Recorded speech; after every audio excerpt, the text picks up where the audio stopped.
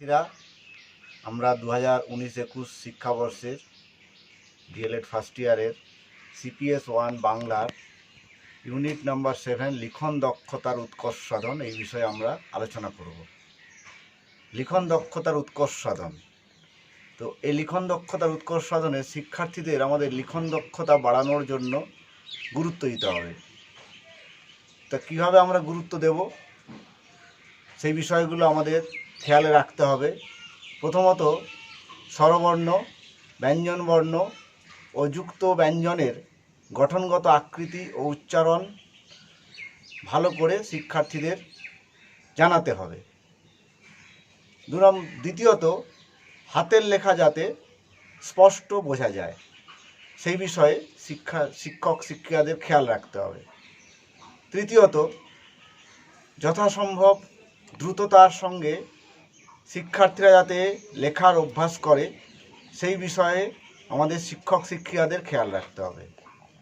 চতুর্থত মাত্রাযুক্ত ও মাত্রাহীন বর্ণ বিচার করে মাত্রা দিতে হবে। কিছু কিছু বর্ণ আছে যেগুলোর মাথায় মাত্রা হয় এবং কিছু বর্ণ আছে আবার তার মাথাতে মাত্রা থাকে না, তাকে মাত্রাহীন বলা হয়, এবং কিছু আবার অর্ধমাত্রা থাকে, সেগুলোকে অর্ধমাত্রাহীন বর্ণ বলা হয়। তো সেইগুলো গুরুত্ব দিয়ে শিক্ষক শিক্ষার্থীদের লক্ষ্য রাখতে হবে।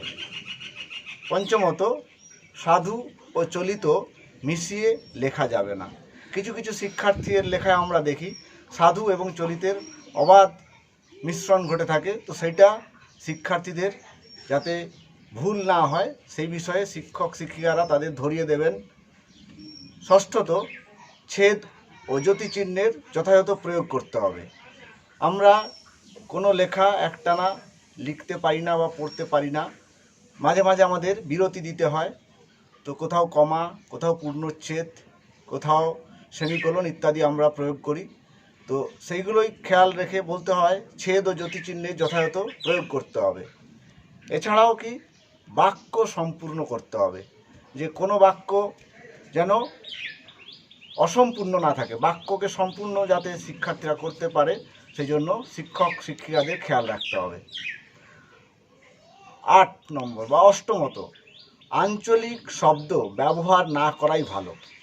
আমরা দেখি বিভিন্ন অঞ্চল বিশেষে ছাত্রছাত্রীদের মধ্যে ভাষায় প্রয়োগের ক্ষেত্রে আঞ্চলিকতার একটা ঝোঁক দেখা যায়। আমরা বিভিন্ন এই পশ্চিমবঙ্গে যে বাংলা ভাষা আমাদের মুখ্য ভাষা, তো সেই ভাষার আমরা বিভিন্ন অঞ্চল ভিত্তিকে আমরা দেখি, অঞ্চল সেই ভেদাভেদে আঞ্চলিক শব্দ বিভিন্ন জায়গায় শিক্ষার্থীরা প্রয়োগ করে থাকে। তো লেখার ক্ষেত্রে আমাদের লক্ষ্য রাখতে হবে তারা যেন আঞ্চলিক শব্দ কোনোভাবেই না ব্যবহার করে। এছাড়াও সংবাদপত্র, ছোটদের উপযোগী বিভিন্ন ম্যাগাজিন পাঠে শিক্ষার্থীদেরকে উৎসাহিত করার প্রয়োজন আছে, কারণ তারা তাদের পাঠ্যপুস্তকের বাইরেও বিভিন্ন রকম যে পড়ার অভ্যাস, সেই পড়ার অভ্যাস এইগুলোর মধ্য দিয়েই তাদের গড়ে উঠবে। তারপর যেটা বলা যায় লেখার সময় বানানের বিশুদ্ধতা বজায় রাখতে হবে, বানান যাতে ঠিক থাকে। এক্ষেত্রে হ্রস্বইকার, দীর্ঘইকার, বা আকার, রিকার, বিভিন্ন যেই মাত্রা থাকে সেইগুলো আমাদের লেখার বানানের সময় শিক্ষার্থীরা যাতে যথাযথভাবে পালন করে সেটা খেয়াল রাখতে হবে। এছাড়াও কি প্রচলিত সহজ শব্দ প্রয়োগ করতে হবে। অনেক কঠিন শব্দ আমাদের প্রয়োগ করার প্রয়োজন নেই, প্রচলিত সহজ শব্দে তারা শিক্ষার্থী যাতে লিখতে পারে সেই বিষয়টা আমাদের খেয়াল রাখতে হবে। এছাড়াও কি লিখনের সময়সীমা নির্দিষ্ট করতে হবে, যে একটা লেখা কত সময়ের মধ্যে শিক্ষার্থীরা লিখে শেষ করবে তার সীমা বা সময় নির্ধারণ করে দিতে হবে শিক্ষক শিক্ষিকাদের। এছাড়াও কোনো ঘটনার বিবরণ নিজের ভাষায় লেখার উপর গুরুত্ব দিতে হবে, যে কিছু ঘটে যাওয়া ঘটনা, চোখের সামনে দেখা কিছু ঘটে যাওয়া ঘটনা বা স্মৃতি থেকে পাওয়া কোনো ঘটনা তারা যাতে নিজেদের ভাষায় লিখতে পারে সে বিষয়ে আমাদের তাদের উৎসাহিত করতে হবে। এছাড়াও কয়েকটা ছবি দেখিয়ে ঘটনাটি সহজ ভাষায় লিখতে বলতে হবে। কোনো একটা ঘটনা বা ছবি আমরা তাদের সামনে তুলে ধরব, সেটা তাদের নিজের ভাষায় লেখার জন্য উৎসাহিত করতে হবে। এক্ষেত্রে কবিতা মুখস্থ দেওয়া চলে। আমরা দেখি যে ছোট ছোট ছেলে মেয়েদের বিভিন্ন উপযোগী কবিতা বা ছড়া থাকে, তো সেই কবিতা বা ছড়া সেগুলো যাতে তারা মুখস্থ করতে পারে, তাহলে তাদের মধ্যে একটা ভাষা প্রয়োগের দক্ষতা গড়ে উঠবে। বিভিন্ন লেখকের রচনারীতি সম্পর্কে শিক্ষার্থী জানাতে হবে।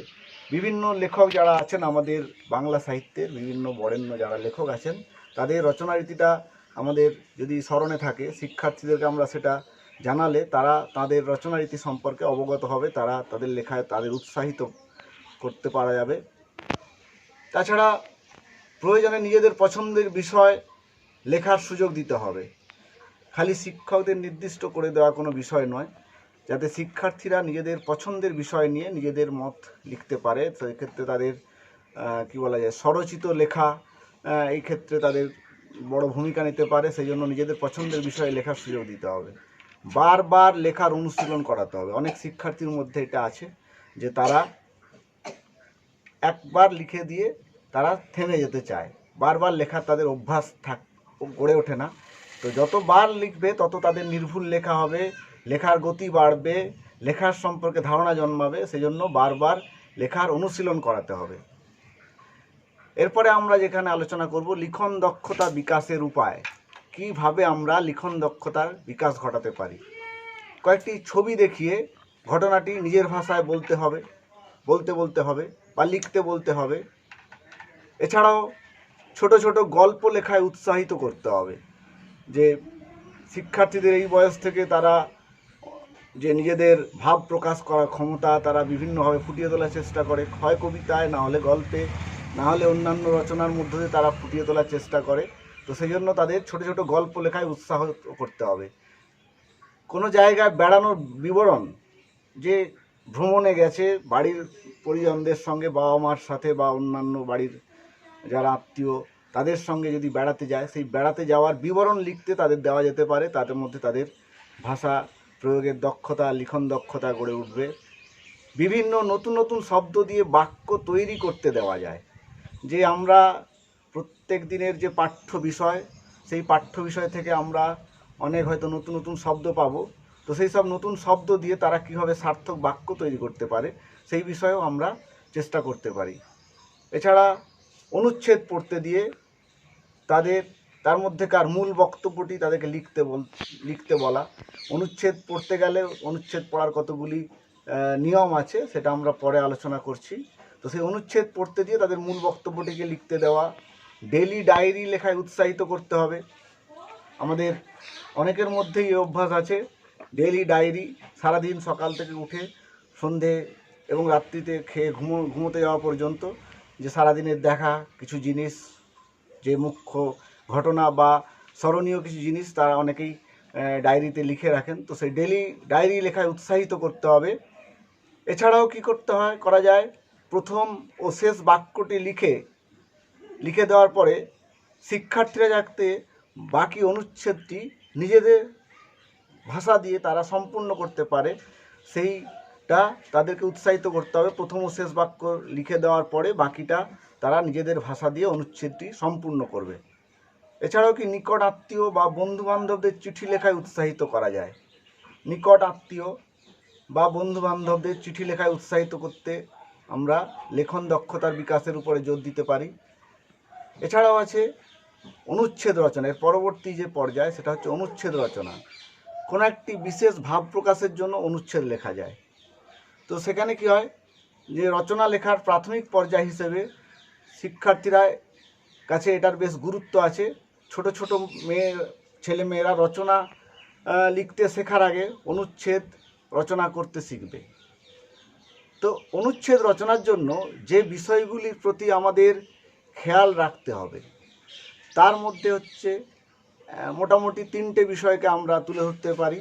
বিষয়বস্তুর বাক্য সমূহের চিহ্নিতকরণ, অর্থাৎ যে বিষয়ের উপর অনুচ্ছেদটি লিখতে হবে সেটি আগে বেশ কয়েকবার ভালোভাবে পড়ে নিতে হবে এবং পড়ে নেওয়ার পরে চিন্তা করতে হবে এর মধ্যে মূল বক্তব্যগুলো কি কি আছে।